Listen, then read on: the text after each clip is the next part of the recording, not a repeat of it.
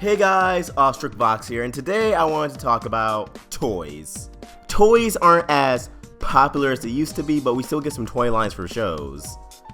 And today I wanted to talk about why Steven Universe doesn't have any toys. Yes, it has the pop vinyl figures, the Funkos, the mystery minis, but no actual action figure.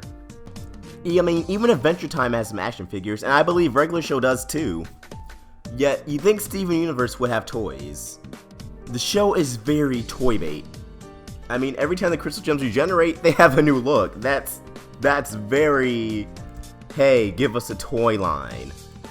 With the multitude of gems, corrupted gems, fusions, the list goes on. You'd think it would have a toy line. Some actual action figures. I mean, if Regular Show could get them, how come Steven Universe isn't? And Steven Universe is more action oriented. You know, it's around, I would say the action's like around the level of Adventure Time, maybe a little bit more, but it has more toy potential than Adventure Time with all the gems and their weapons and different outfit changes. You know what I mean? And there's no actual statement that says Steven Universe is gonna have a toy line because da da da da da.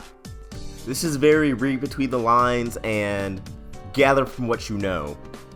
And the reason might tick a lot of people off.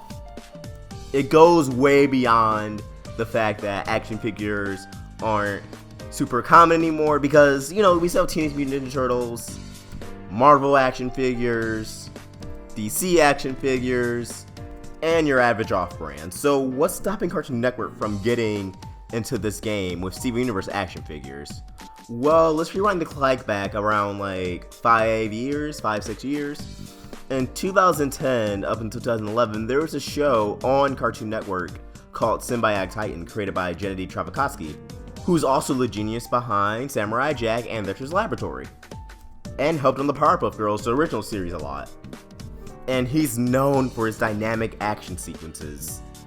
And Symbiotic Titan was definitely no exception. It was about a soldier, Lance, a princess, Alana, and their shapeshifting robot, Octus, who escaped to Earth since their homeworld was under attack. It was in a war. And Lance and Alana had these mecha suits when combined with Octus made this huge Symbiotic Titan machine, a giant kick-assing robot. And that sounds like it'd be awesome, right? And it was awesome. The show was phenomenal. And while the season didn't end on a cliffhanger, the series ultimately ended on a cliffhanger because none of the storylines got resolved. But why did it get canceled? Was it ratings? Not exactly. While the show didn't do gangbuster ratings, that wasn't the reason for its untimely demise. The actual reason, and sit down for this one, is because it didn't get a toy deal. At the time, Ben 10 and Generator Rex had toy deals. They had action figures coming out, but like Symbiotic Titan, they have these mecha suits and they fight these monsters of the week. How is it not having a toy deal? Well, the reason is because of Alana. Simply because she was a female protagonist and they thought children, specifically boys, would not be interested in buying action figures if it featured a female. That was the reason why Symbiotic Titan got canceled. Merchandise is a huge indicator of show performance, and since the show had no merchandise, it was out of the door. Part of the reason why Teen Titans Go is so long is not only does it do good in ratings, but the merchandise sells really well too. Believe that or not. So let's fast forward to Steven Universe. Merchandise for Steven Universe is everywhere. We have cheeseburger backpacks that's shaped like Steven's stomach with his gem, snack bags, belts, wristbands, necklaces, t-shirts, varsity jackets, hoodies, the list goes on. So you think if this merchandise is doing so well in sales, that a toy line would be the next option, you know, some action figures.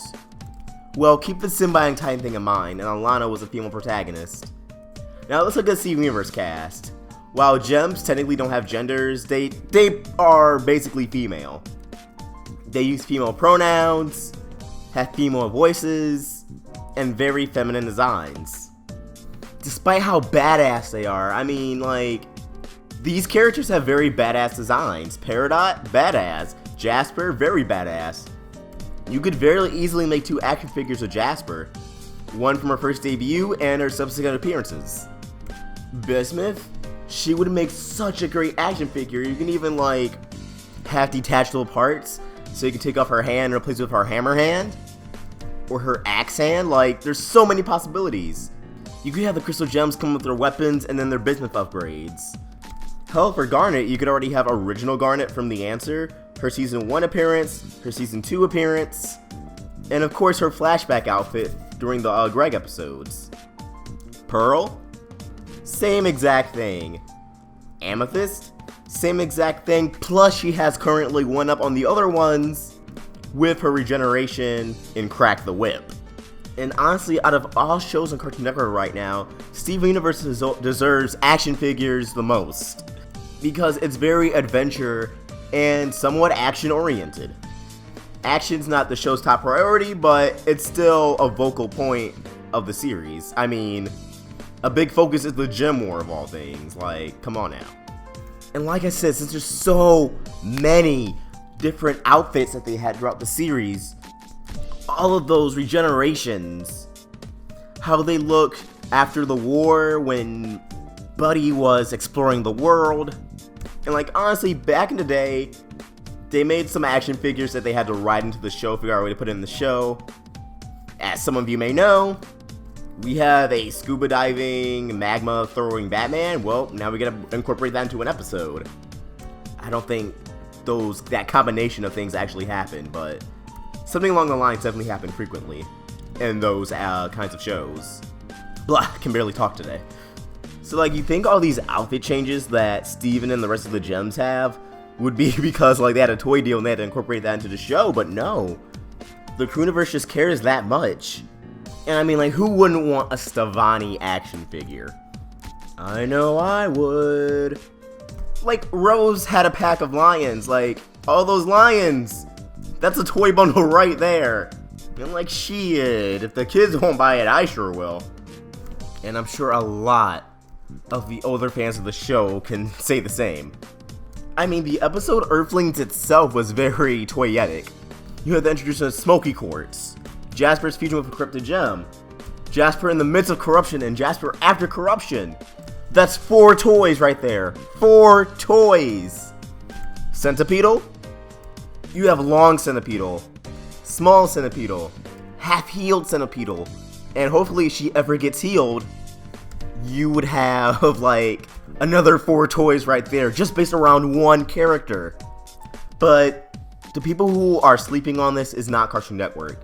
It wasn't Cartoon Network's fault somebody tightening a toy deal. Toy companies have to license the show to make toys for them, to get a license to make Steven Universe toys. They're the ones sleeping on it, and it's their fault, and the likely reason is because of the female protagonist. Because 90% of the cast is female.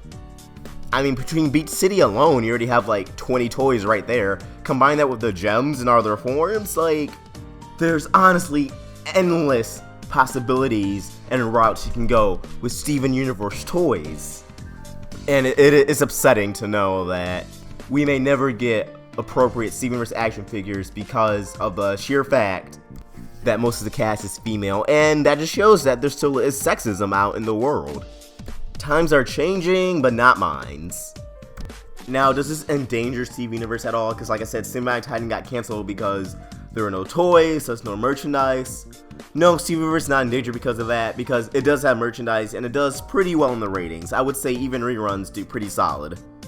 It's just frustrating that the thing you think will make the most sense for merchandising, besides like the cheeseburger backpack, or hey, even making Steven's hot dog sleeping bag into a real thing, would be action figures and toys, but we don't have that, and it flat out sucks.